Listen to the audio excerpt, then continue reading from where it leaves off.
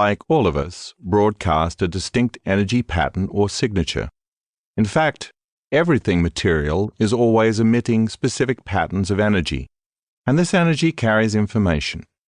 Your fluctuating states of mind consciously or unconsciously change that signature on a moment-to-moment basis because you are more than just a physical body.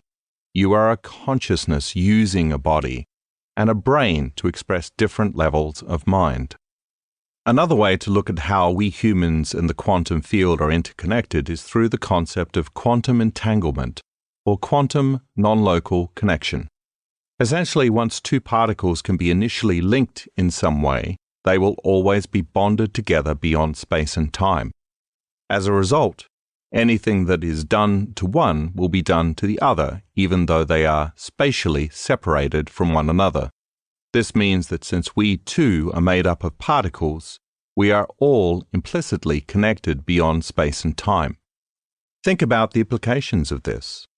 If you can wrap your mind around this concept, then you'd have to agree that the you that exists in a probable future is already connected to the you in this now, in a dimension beyond this time and space. Stay tuned. By the end of this book, that idea might just seem normal to you. Since we're all interconnected across distance and time, does this suggest that our thoughts and feelings can influence events in our past, as well as those we desire in our future? In July 2000, Israeli doctor Leonard Leibovici conducted a double-blind, randomized, controlled trial involving 3,393 hospital patients, divided into a control group and an intercession group. He set out to see whether prayer could have an effect on their condition. Prayer experiments are great examples of mind affecting matter at a distance. But stay with me here because everything is not always what it seems. Leibovici selected patients who had suffered sepsis, an infection while hospitalized. He randomly designated half the patients to have prayers said for them, while the other half were not prayed for. He compared the results in 3 categories: how long fever lasted, length of hospital stay, and how many died as a result of the infection. The prayed for benefited from an earlier decrease in fever and a shorter hospitalization time. The difference in the number of deaths amongst the prayed for and not prayed for groups was not statistically significant, although better in the prayed for group. That's a powerful demonstration of the benefits of prayer and how we can send an intention out into the quantum field through our thoughts and feelings. However, there's one additional element to this story that you should know about. Did it strike you as slightly odd that in July 2000, a hospital would have more than 3,000 cases of infection at once? Was it a very poorly sterilized place? Or was some kind of contagion running rampant? Actually, those who were praying weren't praying for patients who were infected in 2000. Instead, unbeknownst to them, they were praying for lists of people who had been in the hospital from 1990 to 1996, 4 to 10 years prior to the experiment. The prayed-for patients actually got better during the 1990s from the experiment conducted years later. Let me say this another way. The patients who were prayed for in 2000 all showed measurable changes in health, but those changes took effect years before. A statistical analysis of this experiment proved that these effects were far beyond coincidence. This demonstrates that our intentions, our thoughts and feelings, and our prayers not only affect our present or future, but they can actually affect our past as well. Now, this leads to the question, if you were to pray or focus on an intention for a better life for yourself, could it affect your past, present, and future? The quantum law says that all potentials exist simultaneously. Our thinking and our feeling affects all aspects of life beyond both space and time. Please note, throughout this book, I will refer interchangeably to your having and creating a state of being or a state of mind. For example, we could say that how you think and how you feel create a state of being. I want you to understand that when I use the terms state of being and state of mind, your physical body is a part of that state. In fact, as you will see later on, many people exist in a state in which the body has become the mind, when they are ruled almost exclusively by the body and how it feels. So when I talk about the observer having an effect, it's not just the brain that is at work influencing matter, but the body as well. It is your state of being, when mind and body are one as an observer, which has effects on the external world. We communicate with the quantum field primarily through our thoughts and feelings. Since our thoughts are themselves energy, as you know, the electrical impulses the brain generates can easily be measured by devices such as an EEG. Before I go into greater detail on how this works, I want to share with you a remarkable study that demonstrates how our thoughts and feelings influence matter. Cellular biologist Glenn Rain, PhD, conceived a series of experiments to test healers' ability to affect biological systems. Since DNA is more stable than substances such as cells or bacterial cultures, he decided to have healers hold test tubes containing DNA. This study took place at the HeartMath Research Center in California. The folks there have conducted extraordinary research into the physiology of emotions, heart-brain interactions, and much more. Essentially, they and others have documented a specific link between our emotional states and our heart rhythms. When we have negative emotions, such as anger and fear, our heart rhythms become erratic and disorganized. In contrast, positive emotions, love and joy, for instance, produce highly ordered, coherent patterns that the HeartMath researchers refer to as heart coherence. In Dr. Rain's experiment, he first studied a group of 10 individuals who were well practiced in using techniques that HeartMath teaches to build heart-focused coherence. They applied the techniques to produce strong, elevated feelings such as love and appreciation. Then for 2 minutes, they held vials containing DNA samples suspended in deionized water. When those samples were analyzed, no statistically significant changes had occurred.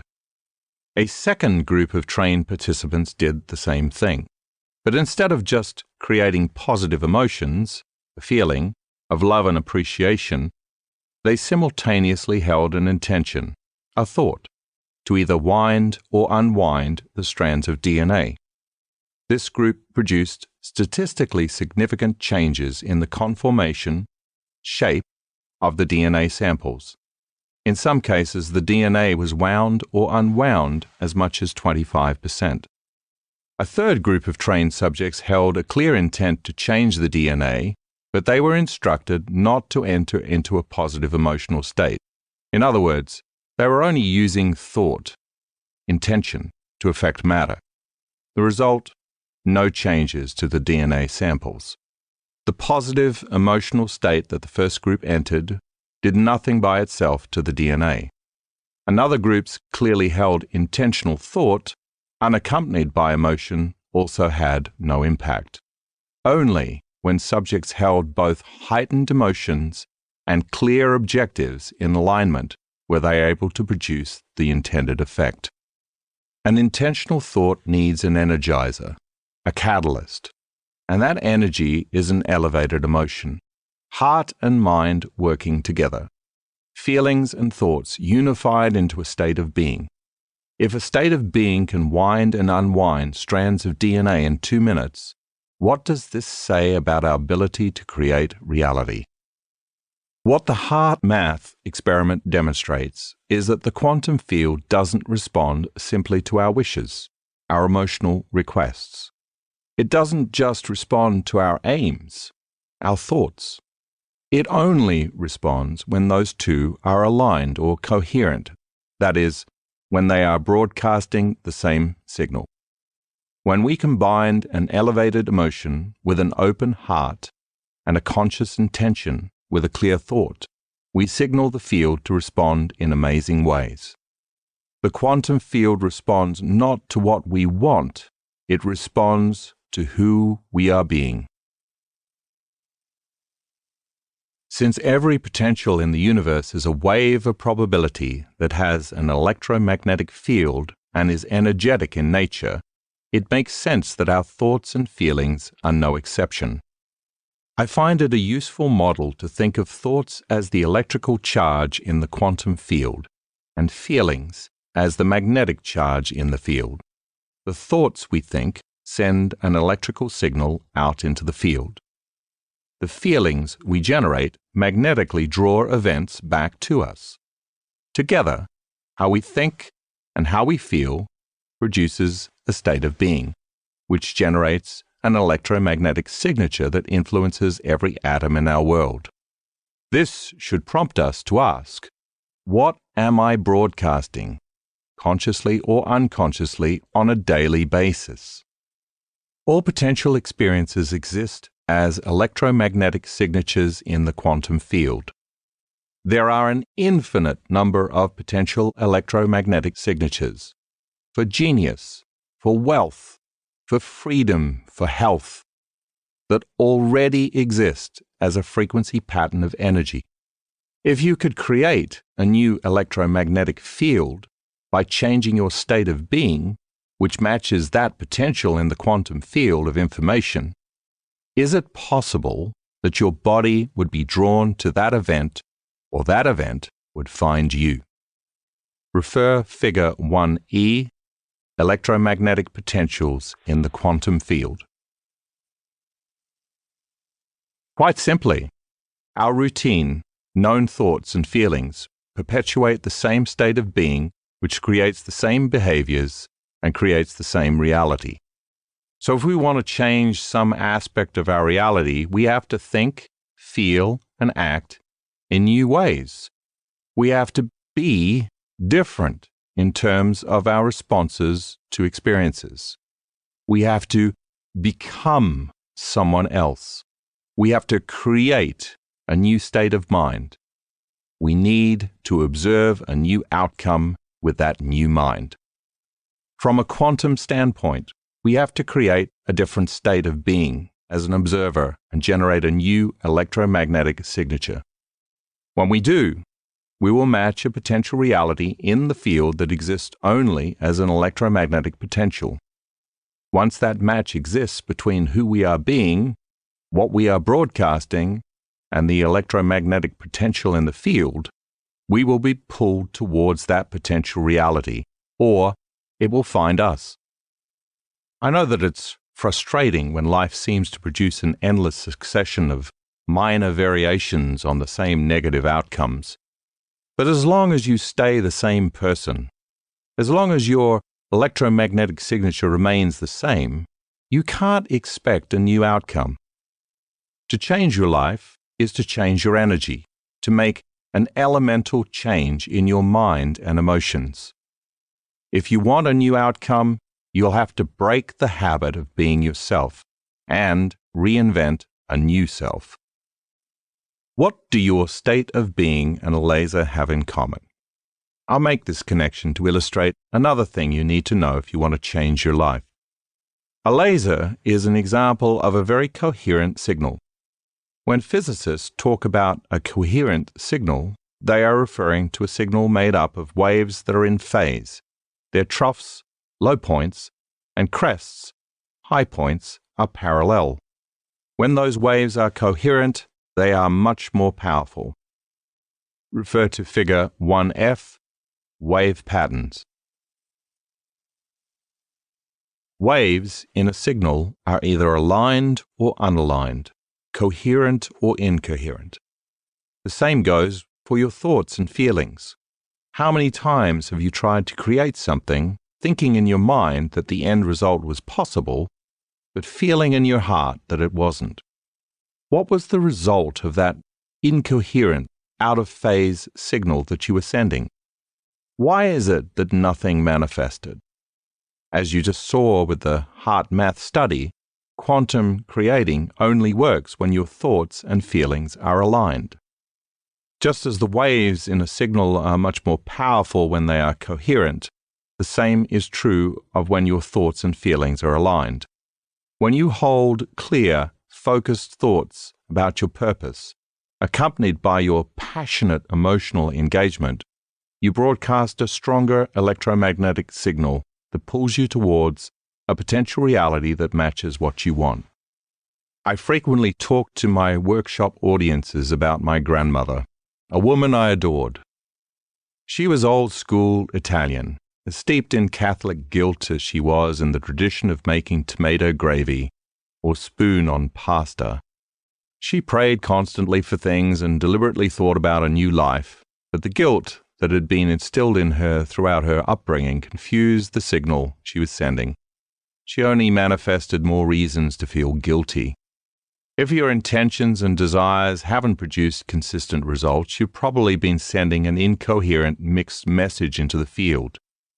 You may want wealth, you may think wealthy thoughts, but if you feel poor, you aren't going to attract financial abundance to yourself. Why not? Because thoughts are the language of the brain, and feelings are the language of the body. You're thinking one way and feeling another way. And when the mind is in opposition to the body, or vice versa, the field won't respond in any consistent way. Instead, when mind and body are working together, when our thoughts and feelings are aligned, when we are in a new state of being, then we are sending a coherent signal on the airwaves of the invisible. Now let's fill in another piece of the puzzle. To change our reality, those outcomes that we attract to ourselves have to surprise, even astonish us in the way in which they came about. We should never be able to predict how our new creations will manifest. They must catch us off guard. They have to wake us up from the dream of the routine reality that we've grown accustomed to. These manifestations should leave us with no doubt that our consciousness made contact with the quantum field of intelligence. So we're inspired to do this again. That is the joy of the creative process. Why should you want a quantum surprise?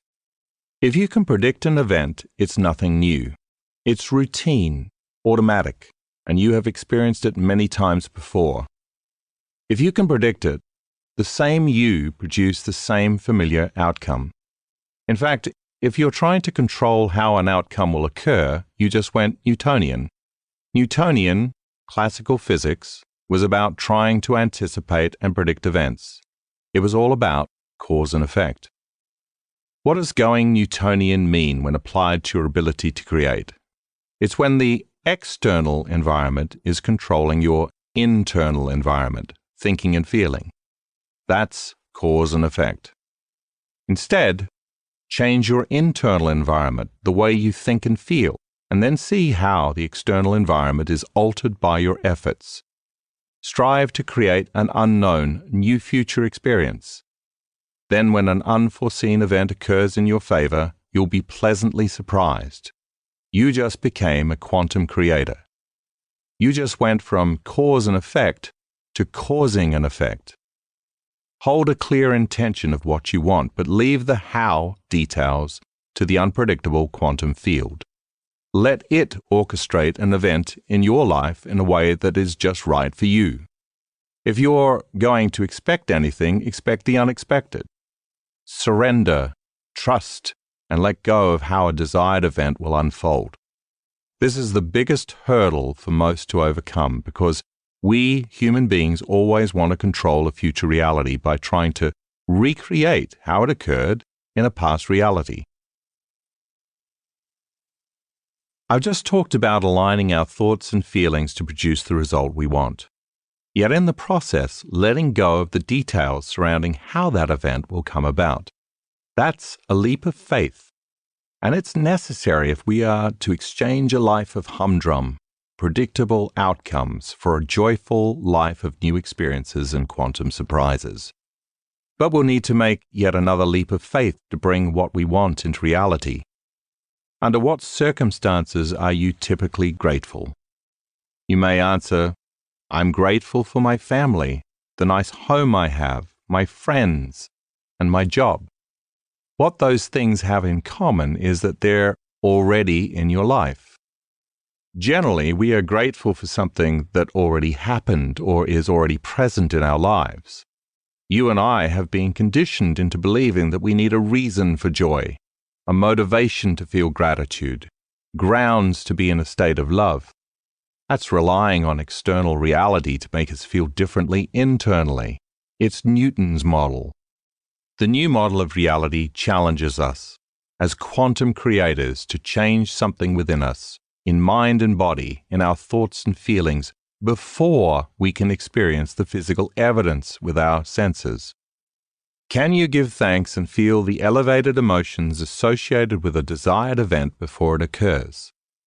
Can you imagine that reality so completely that you begin to be in that future life now?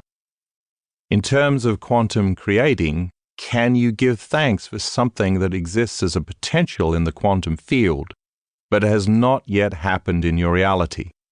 If so, you are moving from cause and effect, waiting for something outside of you to make a change inside of you, to causing an effect, changing something inside of you to produce the effect outside of you. When you are in a state of gratitude, you transmit a signal into the field that an event has already occurred. Gratitude is more than an intellectual thought process. You have to feel as though whatever you want is in your reality at this very moment. Thus, your body, which only understands feelings, must be convinced that it has the emotional quotient of the future experience happening to you now. I hope by now you agree on some basic underlying concepts of the quantum model, that all physical reality is primarily energy existing in a vast web that is interconnected across space and time. That web, the quantum field, holds all probabilities, which we can collapse into reality through our thoughts, consciousness, observation, feelings, and state of being. But is reality nothing but indifferent electromagnetic forces acting on and in response to one another? Is the animating spirit within us simply a function of biology and randomness? I've had conversations with people who hold this view. Ultimately, the discussion leads to a dialogue that goes something like this. Where does the intelligence that keeps our heart beating come from? Well, that's a part of the autonomic nervous system. Where is that system located? The brain's limbic system is part of the autonomic nervous system. And within the brain, are there specific tissues that are responsible for keeping the heart beating? Yes. What are those tissues made of? Cells. And what are those cells made of? Molecules. What are those molecules made of? Atoms. And what are those atoms made of? Subatomic particles? And what are those subatomic particles primarily composed of? Energy? When we arrive at the conclusion that our physiological vehicle is made up of the same stuff as the rest of the universe, and these folks bump up against the notion that what animates the body is a form of energy, the same 99.999% nothing that constitutes the physical universe, they either shrug and walk away or come to realize that there is something to this notion that a unifying principle pervades all of physical reality. Isn't it ironic, then, that we keep all of our attention on the 0.00001% of reality that is physical? Are we missing something? If this nothing consists of energy waves that carry information, and this force organizes our physical structures and their functioning, then it certainly makes sense to refer to the quantum field as an invisible intelligence. And since energy is at the basis of all physical reality, that intelligence, I've just described to you has organized itself into matter. Think of the preceding conversation as a kind of template for how this intelligence has constructed reality. The quantum field is invisible potential energy that is able to organize itself from energy to subatomic particles, to atoms, to molecules, and on up the line to everything. From a physiological perspective, it organizes molecules into cells, into tissues, into organs, into systems, and finally into the body as a whole. Put another way, this potential energy lowers itself as a frequency of wave patterns until it appears as solid. It is this universal intelligence that gives life to that field and everything in it, including you and me. This power is the same universal mind that animates every aspect of the material universe. This intelligence keeps our hearts beating and our stomachs digesting food, and oversees an incalculable number of chemical reactions per second that take place in every cell. Moreover, the same consciousness prompts trees to grow fruit and causes distant galaxies to form and collapse. Because it exists in all places and times and exerts its power within us and all around us, this intelligence is both personal and universal. Understand that this universal intelligence possesses the same awareness that makes us individuals, consciousness or mindfulness. Even though this power is universal and objective, it does possess a consciousness, an awareness of self, and its own ability to move and act within the material universe. It is also completely mindful on all levels, not just of itself, but of you and me. Because this consciousness notices everything, it observes and pays attention to us. It is aware of our thoughts, our dreams, our behaviors, and our desires. It observes everything into physical form. How can a consciousness that has created all of life, that expends the energy and will to consistently regulate every function of our bodies to keep us alive, that has expressed such a deep and abiding interest in us, be anything but pure love? We've talked about two aspects of consciousness, the objective conscious intelligence of the field and the subjective consciousness that is the free-willed, self-aware individual. When we emulate the properties of this awareness, we are becoming creators. When we feel resonance with this loving intelligence, we become like it. This intelligence will orchestrate an event, an energetic response to match whatever the subjective mind puts out into the quantum field. When our will matches its will, when our mind matches its mind, when our love for life matches its love for life, we are enacting this universal consciousness. We become the elevated power that transcends the past, heals the present, and opens the door to the future. Here's how this orchestration of events works in our lives. If we have experienced suffering, and within our minds and bodies we hold that suffering and express it through our thoughts and feelings, we broadcast that energetic signature into the field. The universal intelligence responds by sending into our lives another event that will reproduce the same intellectual and emotional response. Our thoughts send the signal out, I am suffering, and our emotions, I am suffering, draw into our lives an event to match that emotional frequency. That is, a good reason to suffer. In a very real sense, we are asking for proof of the existence of universal intelligence at all times, and it sends us feedback in our external environment at all times. That's how powerful we are. The question at the heart of this book is this: why don't we send out a signal that will produce a positive outcome for us? How can we change so that the signal we send out matches what we intend to produce in our lives? We will change when we fully commit to the belief that by choosing the thought signal we send out, we will produce an effect that is observable and unexpected. With this objective intelligence, we are not punished for our sins, that is, our thoughts, feelings, and actions, but by them. When we project into the field a signal based on the thoughts and feelings, such as suffering, produced by some undesirable experiences in our past, is it any wonder that the field responds in the same negative way?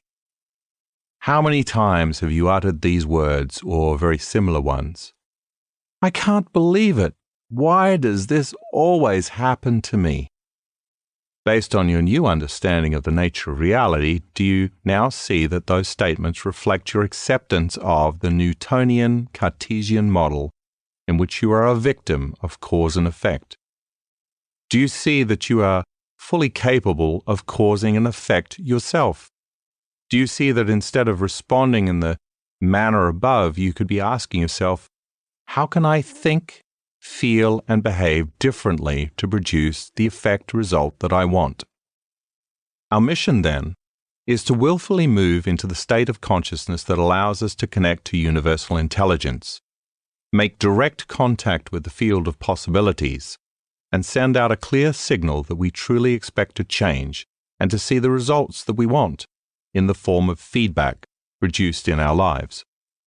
When you do create purposefully, request a sign from the quantum consciousness that you have made contact with it.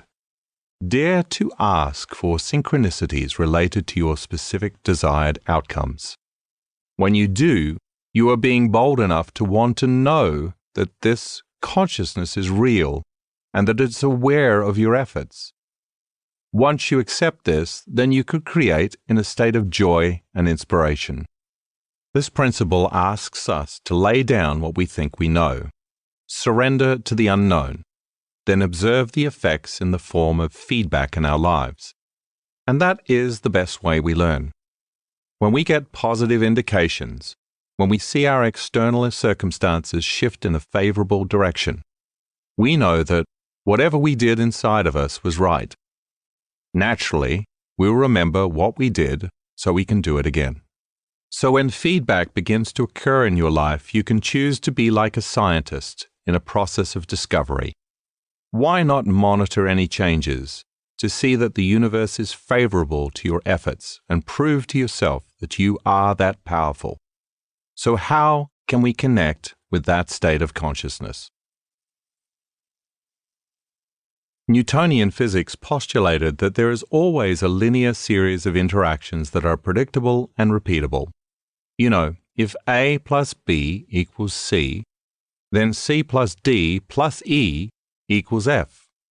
But in the wacky world of the quantum model of reality, everything is intercommunicating within a higher dimensional field of information that is holistically entangled beyond space and time as we know it.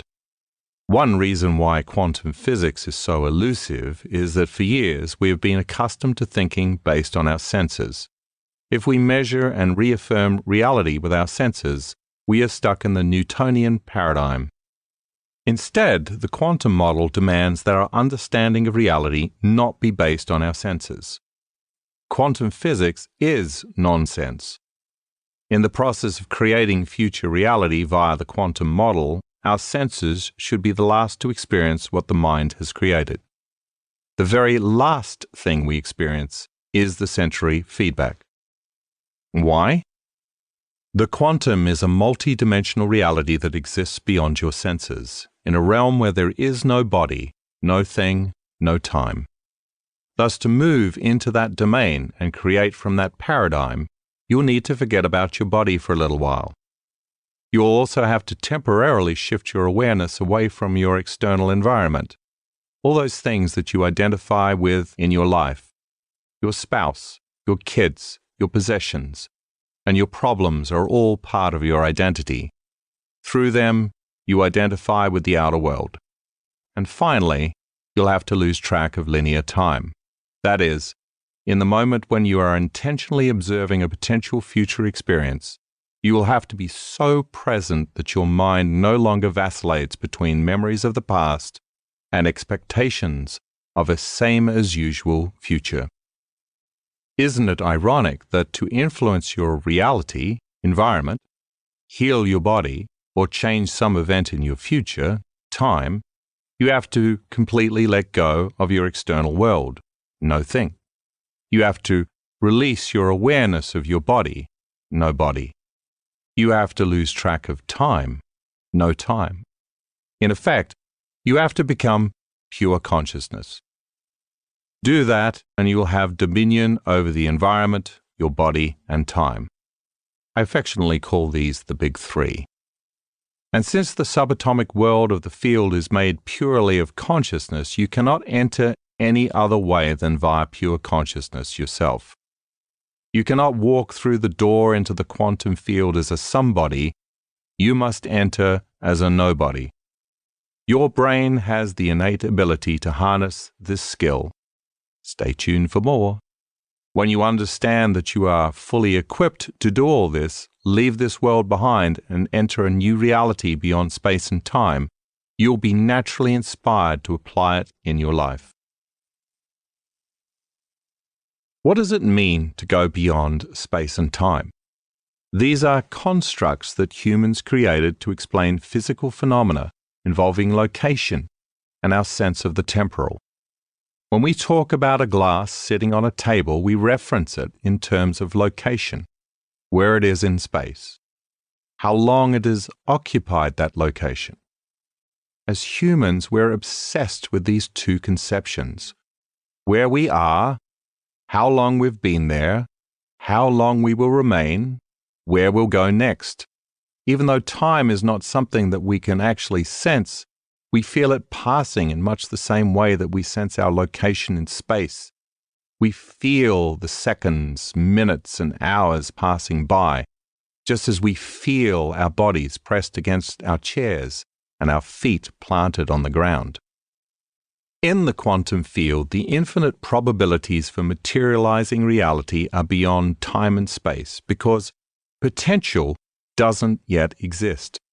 If it doesn't exist, it doesn't have a location or occupy a position temporarily. Anything that doesn't have material existence, that hasn't had its waves of probability collapsed into particle reality, exists beyond space and time. Since the quantum field is nothing but immaterial probability, it is outside of space and time. As soon as we observe one of those infinite probabilities and give it material reality, it acquires those two characteristics. Great! We have the power to make material a reality of our own choosing by selecting it from the quantum field. But we have to somehow access that field.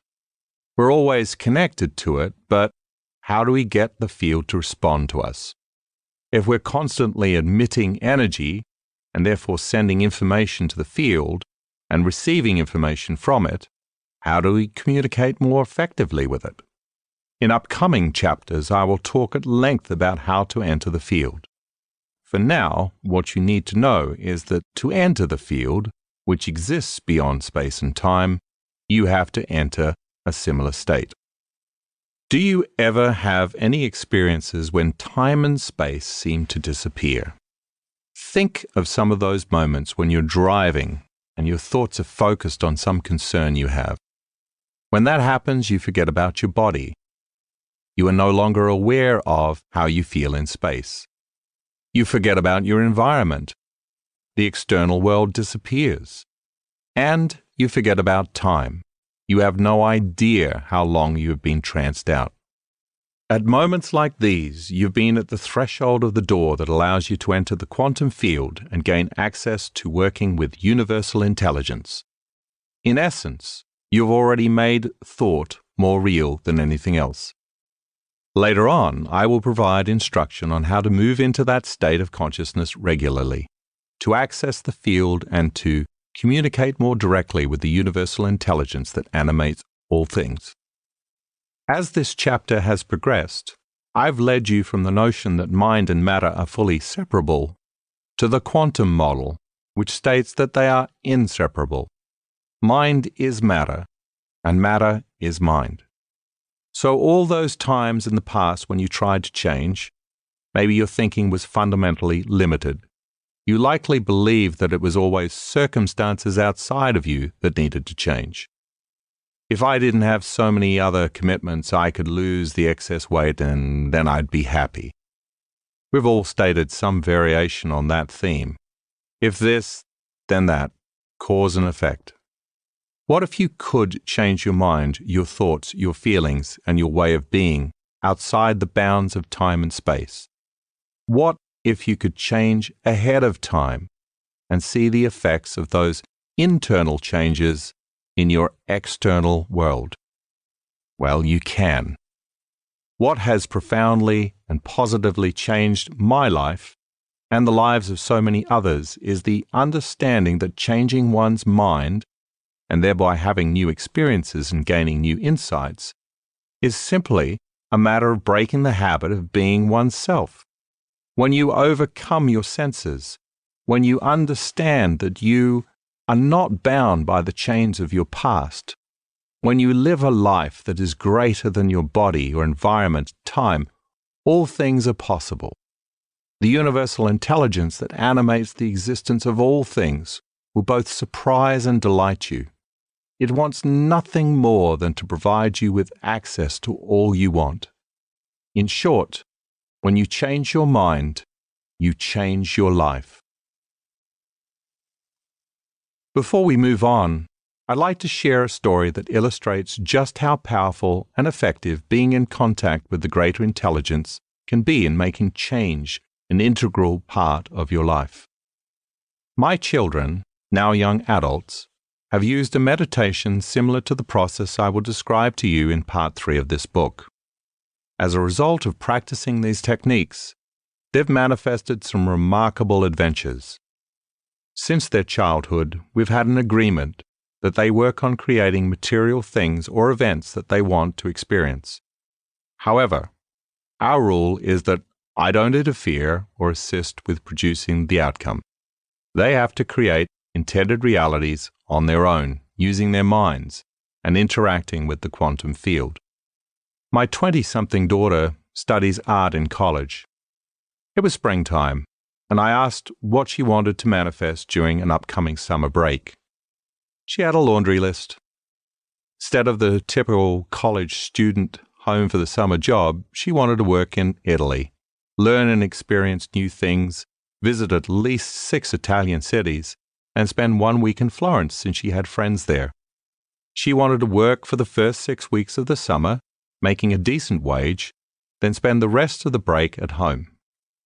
I commended my daughter for her clear vision of what she wanted, and reminded her that universal intelligence would orchestrate the way her dream summer would manifest. She would take care of the what, a greater consciousness would take care of the how.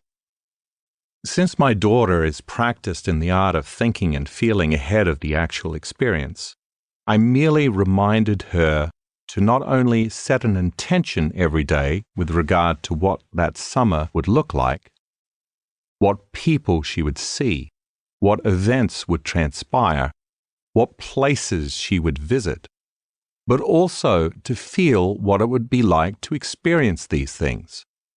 I asked her to create the vision in her mind until it was so clear and so real that the thought she was thinking became the experience, and her brain's synapses began to wire that information as if it were reality. If she was still being the young woman in the dorm room with a dream of going to Italy, then she was still the same person living the same reality. So, while it was still March, she had to begin being that young woman who'd been in Italy for half the summer. No problem, she said. She had had experiences like this before when she'd wanted to be in a music video and when she'd wanted to experience an unlimited shopping spree. Both of these transpired in perfect elegance. I then reminded my daughter, you can't get up from your mental creation of this experience as the same person you were when you sat down. You have to get up from your seat as if you just had the most amazing summer of your life. No, I got it, she said. She understood my reminder that each day she had to change to a new state of being, and after every mental creation, she was to go about her day living in the elevated mood of gratitude generated by having that experience. My daughter called a few weeks later. "Dad, the university is offering an art history summer course in Italy. I can get the cost of the program and all expenses down from $7,000 to $4,000. Can you help pay for that?" Well, it's not that I'm an unsupportive parent, but this didn't strike me as what she had originally stated as her target. She was trying to control the outcome of this possible destiny instead of allowing the quantum field to orchestrate the events. I advised her to really inhabit that Italian trip and to think, feel, speak, and dream in Italian until she got lost in the experience. A few weeks later, when she called again, her excitement was palpable. She had been in the library chatting with her art history teacher, and they eventually slipped into speaking Italian. Both spoke the language fluently. At that point, her teacher said, "I just remembered one of my colleagues needs someone to teach Level 1 Italian to some American students who will be studying in Italy this summer." Of course, my daughter was hired. Get this, not only would she be paid to teach, all expenses covered, but she would be in 6 different cities in Italy for 6 weeks, spend the last week in Florence, and be able to be home for the second half of the summer. She manifested her dream job and every aspect of her original vision. This wasn't a case of a young woman pursuing this opportunity with the traditional dogged determination to find a program, searching the internet, hounding professors, and so forth.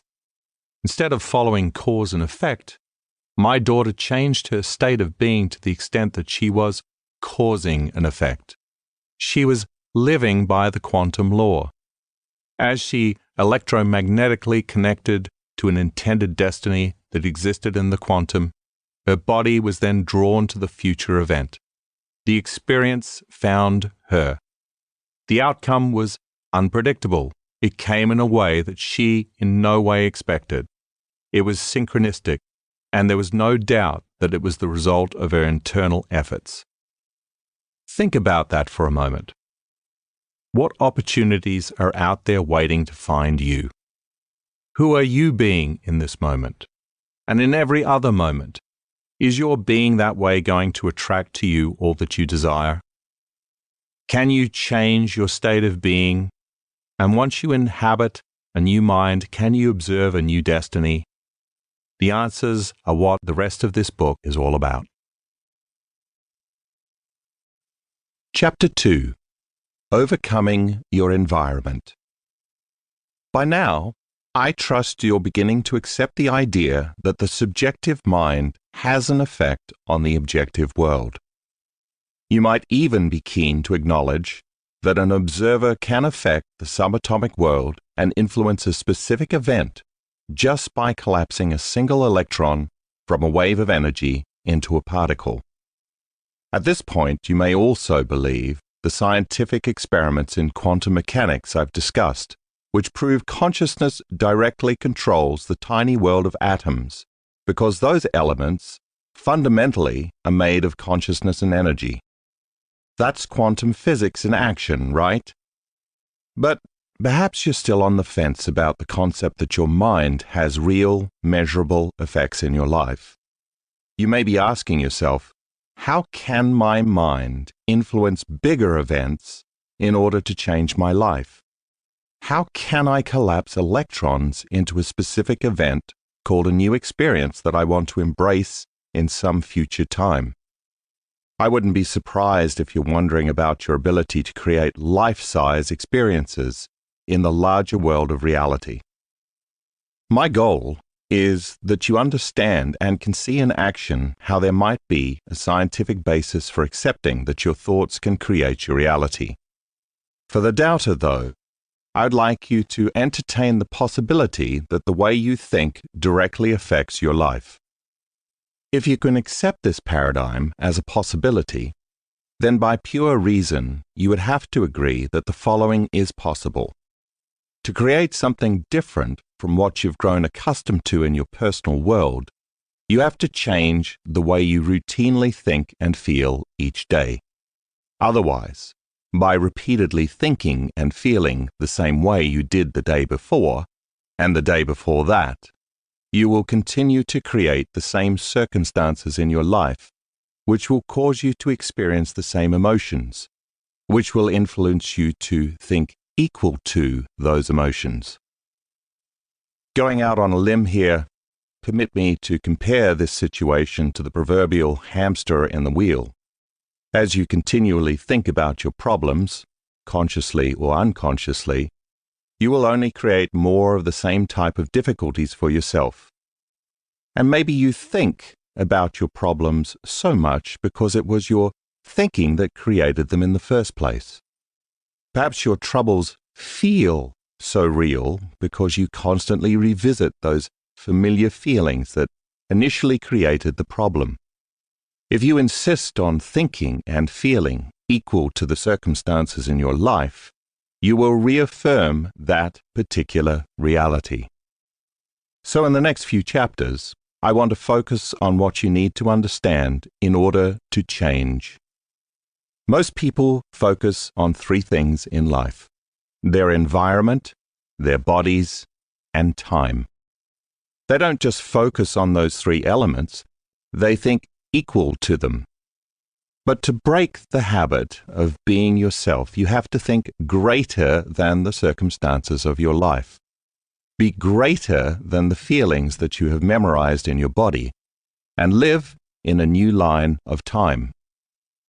If you want to change, you must have in your thoughts an idealized self, a model that you can emulate which is different from and better than the you that exists today in your particular environment, body, and time. Every great person in history knew how to do this, and you can attain greatness in your own life once you master the concepts and techniques to come. In this chapter, we'll